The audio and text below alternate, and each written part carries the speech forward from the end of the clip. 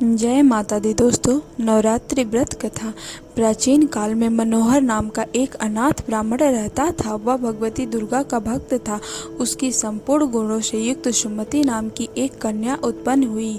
वह कन्या सुमति अपने पिता के घर बाल्यकाल में क्रीड़ा करते हुए इस प्रकार बढ़ने लगी जैसे शुक्ल पक्ष में चंद्रमा की कला बढ़ती है। उसके पिता प्रतिदिन माँ दुर्गा की पूजा करते थे। उस समय वह नियम से वहाँ उपस्थित रहती। एक दिन सुमति अपने सखियों के साथ खेल में लग गई और भगवती की पूजा में उपस्थित नहीं हुई। उसके पिता को पुत्री की ऐसी अवस्था को देखकर क्रोध आया और वह पुत्री से कहने लगा, अरे दुष्ट पुत्री, आज तूने भगवती का पूजन नहीं किया, इस कारण किसी कोढ़ी या दरिद्र के साथ तेरा विवाह करूंगा। पिता की ऐसे वचन सुन सुमति को बड़ा दुख हुआ और वह पिता से कहने लगी, हे पिता, मैं आपकी कन्या हूँ, जैसी आपकी इच्छा हो वैसा ही करो। राजा से, कोढ़ी से, दरिद्र से, जैसी आपकी इच्छा हो वैसे मेरा विवाह कर दो, परंतु होगा वही जो मेरे भाग्य में लिखा हो। मेरा तो ऐसा विश्वास है, जो जैसा कर्म करता है कर्मों के अनुसार वैसा ही फल मिलता है,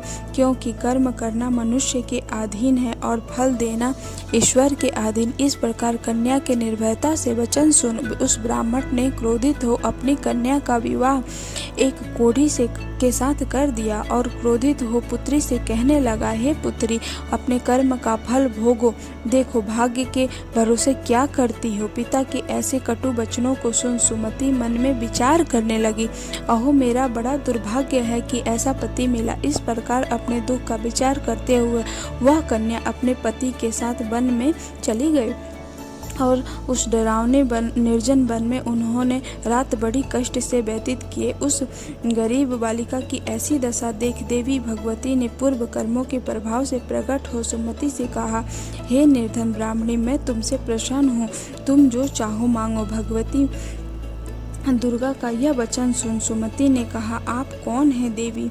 देवी ने कहा, मैं आदिशक्ति भगवती हूँ और मैं दुर्गा का यह वचन सुन सुमति ने कहा, आप कौन हैं?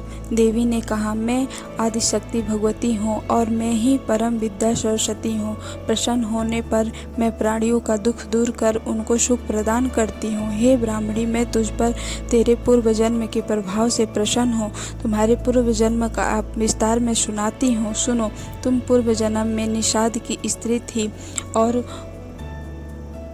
अति पतिव्रता थी। एक दिन तेरे पति निषाद ने चोरी की। चोरी करने के कारण सिपाहियों ने पकड़ लिया और ले जाकर जेल खाने में कैद कर दिया।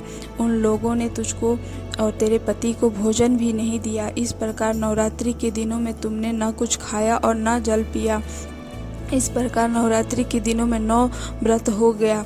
इस व्रत के प्रभाव से प्रसन्न होकर मैं तुझे मनवांछित फल देती हूँ। तुम्हारी जो इच्छा हो सो मांगो। इस प्रकार माँ दुर्गा का वचन सुन ब्राह्मणी बोली, अगर आप मुझ पर प्रसन्न हैं तो आपको मैं प्रणाम करती हूँ। कृपा कर मेरे पति के कुष्ठ को दूर करें। देवी बोली, उन दिनों में तुमने जो व्रत किया उस व्रत के एक दिन का पुण्य अपने पति का कुष्ठ दूर करने के लिए अर्पण करो। मेरे प्रभाव से तेरा पति कुष्ठ से रहित और सोने के समान शरीर वाला हो जाएगा। अपने पति को सोने के समान शरीर वाला देख ब्राह्मणी अति प्रसन्न हो माँ भगवती की स्तुति करने लगी, जिससे माँ प्रसन्न हो बोली, हे ब्राह्मणी, उदाल्य नाम का अति बुद्धिमान, धनवान, कृतिवान और जितेंद्रिय पुत्र शीघ्र ही होगा। ऐसा कह कर देवी ब्राह्मणी से बोली, और कुछ तेरा मनवांछित इच्छा हो तो मांग ले।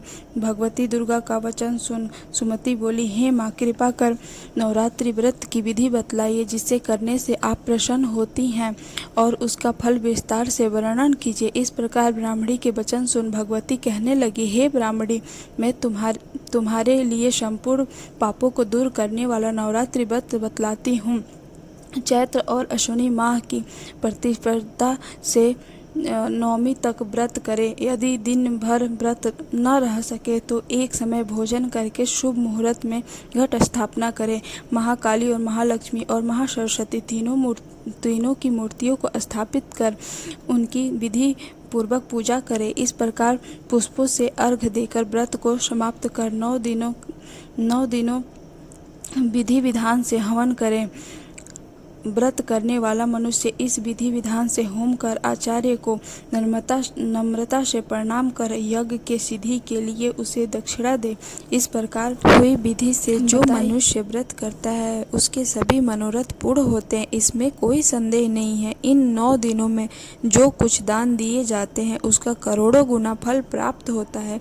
इस नवरात्रि के व्रत करने से यज्ञमेव यज्ञ का फल मिलता है। हे ब्राह्मणी, संपूर्ण मनोकामनाओं को पूर्ण करने वाला यह उत्तम व्रत तीर्थ, मंदिर अथवा घर में किया जा सकता है। इस प्रकार ब्राह्मणी को व्रत विधि बताकर मां अंतर्ध्यान हो गई। अतः जो मनुष्य इस व्रत को करता है वह इस लोक में सुख प्राप्त कर अंत में मोक्ष की प्राप्ति प्राप्त करता है। देवी भगवती संपूर्ण लोकों को पालन करने वाली हैं। इस महादेवी की प्रभाव को कौन नहीं जानता है। जैसे उस निर्धन ब्राह्मणी पर आपने कृपा करी माँ, वैसे हम भक्तों पर करना। बोलिए अम्बे मात की जय।